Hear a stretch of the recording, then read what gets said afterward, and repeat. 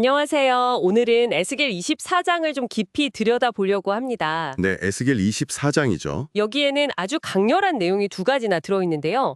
하나는 녹슨 가마 비유고 다른 하나는 에스겔 선지자 개인에게 닥친 좀 비극적인 이야기입니다. 그렇죠. 특히 이 장은 그 예루살렘 포위 공격이 시작된 바로 그 날짜를 딱 명시하면서 시작해요. 에스겔 24장 1절, 2절이요. 아, 날짜를요? 네, 이렇게 구체적인 날짜를 기록했다는 게 상당히 중요합니다. 이게 그냥 막연한 경고가 아니라 정말로 바벨론에 의해서 예루살렘이 멸망하는 그 역사적 사건과 직접 연결된다는 걸 강조하는 거죠. 그러니까 심판이 시작되는 그날, 바로 그날이라는 거네요. 맞습니다. 그 심판의 시작을 알리는 날인 셈이에요. 그럼 먼저 그 녹슨 가마 비유부터 한번 풀어보죠. 하나님께서 에스겔에게 가마를 불에 올리고 물 붓고 양고기 좋은 부위랑 뼈까지 넣어서 아주 툭 삶으라고 하시잖아요. 네, 에스겔 24장 3절에서 5절 말씀이죠. 아주 생생한 그림이에요. 정말 그렇죠. 여기서 이제 가마는 예루살렘 성읍 자체를 상징하고요. 그 안에 들어있는 고기나 뼈는 그 주민들을 말하는 겁니다. 하하. 그런데 핵심은 이 가마가 그냥 가마가 아니라 녹슨 가마라는 거예요. 6절에 나오죠. 녹슨 가마. 그 녹이 의미하는 바가 있겠네요. 네, 그 녹은 예루살렘 안에 아주 깊이 뿌리 박힌 죄악, 특히 이제 무고한 피를 흘린 죄를 의미합니다. 겉만 더러운 게 아니라 속까지 완전히 부패했다. 이런 강력한 메시지를 담고 있어요. 아, 속까지 부패했다. 고개를 푹 삶는 건 그럼 뭘까요?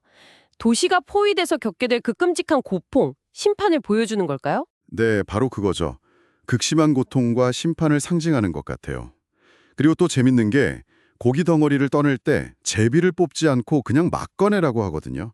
6절에요. 아, 제비 뽑기 없이요? 그건 왜 그럴까요? 그게 이제 심판이 어떤 특정 계층이나 사람을 가리지 않고 뭐랄까 무차별적으로 임할 거라는 걸 보여주는 거죠. 그렇군요. 심판의 무차별성. 네, 그리고 더 나아가서 가마를 다 비운 다음에 빈 가마를 다시 숯불 위에 놓아서 아주 뜨겁게 달구는 장면이 나와요. 11절에요. 빈 가마를요?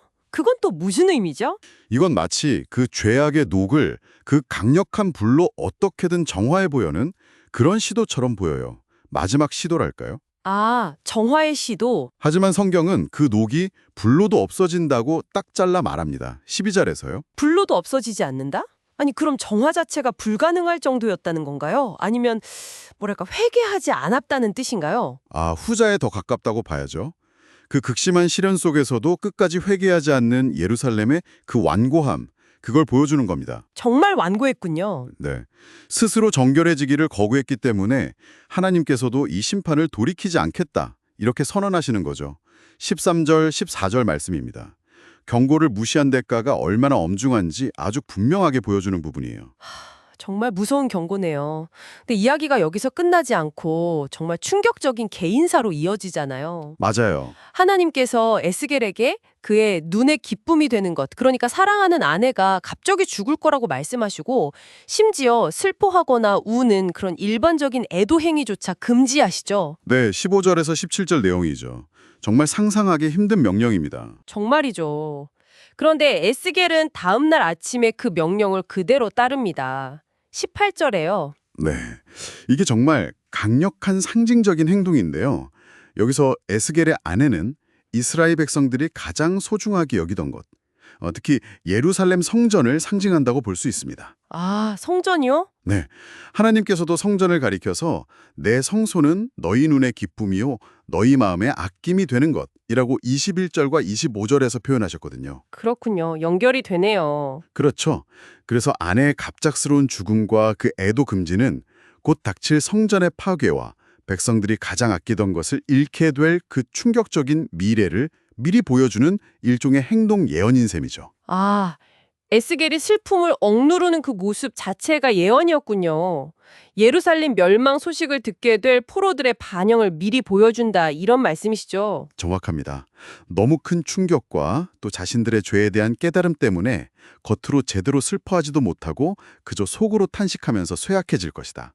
22절, 23절에서 그렇게 예언하고 있어요. 감당하기 힘든 비극 앞에서 그냥 마비되어 버리는 상태 같네요. 네, 그렇죠. 그래서 에스겔의 이 이해하기 힘든 행동은 백성들에게 하나의 표징이 된다고 24절에서 말합니다. 표징이요? 네, 지금 당장은 이게 무슨 의미인지 이해하지 못하겠지만 나중에 예루살렘 멸망이라는 그 끔찍한 현실이 실제로 닥쳤을 때 그때 비로소 에스겔의 행동과 하나님의 경고를 깨닫게 될 거라는 거죠.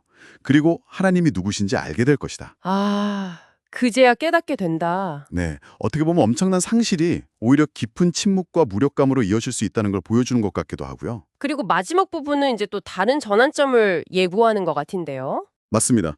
예루살렘 함락 소식을 가지고 도망쳐온 자가 에스겔에게 도착하는 그날에 대한 예언이죠. 그날이 오면 어떤 일이 일어나나요? 그날이 오면 그동안 아마 예루살렘의 운명에 대해서 침묵해야 했을지도 모르는 에스겔의 입이 다시 열릴 것이라고 말합니다. 26절, 27절에요. 아, 입이 열린다. 네, 그의 예언이 그대로 성취됨으로써 그의 메시지와 또 하나님의 주권이 명백하게 입증되는 그런 순간인 거죠. 그렇군요. 결국 이 모든 비극과 상징들을 관통하는 핵심 메시지는 내가 주 여호와인 줄 너희가 알리라. 이 선언으로 모아지는 거네요. 24절과 27절에도 나오죠? 맞습니다. 예언의 성취만큼 확실한 증거는 없으니까요. 오늘 에스겔 24장을 정리해보면 실제 역사적 사건인 예루살렘 포위, 그리고 녹슨 가마라는 비유, 또 선지자 개인의 정말 고통스러운 상실, 이 모든 것을 아주 강렬하게 엮어서 회개하지 않는 죄에 대한 심판이 얼마나 엄중하고 또 반드시 임하는지를 보여주는 것 같습니다. 네, 그렇죠. 여기서 우리는 이런 질문을 던져볼 수 있을 것 같아요. 에스겔은 정말 극단적이고 때로는 충격적인 이미지 그리고 자신의 가장 깊은 슬픔까지 동원해서 메시지를 전했잖아요. 네. 자, 청취자 여러분께 한번 여쭤보고 싶습니다. 메시지를 전달하는 그 방식 자체가 특히 그것이 받아들이기 어렵거나 고통스러운 내용일 때 우리에게 과연 얼마나 깊은 영향을 미칠까요? 그리고 에스겔의 그 개인적인 상실과 침묵이 어떻게 그 자체만으로도 강력한 소통의 도구가 될 수 있었을지 한번 생각해 보시는 건 어떨까 싶습니다.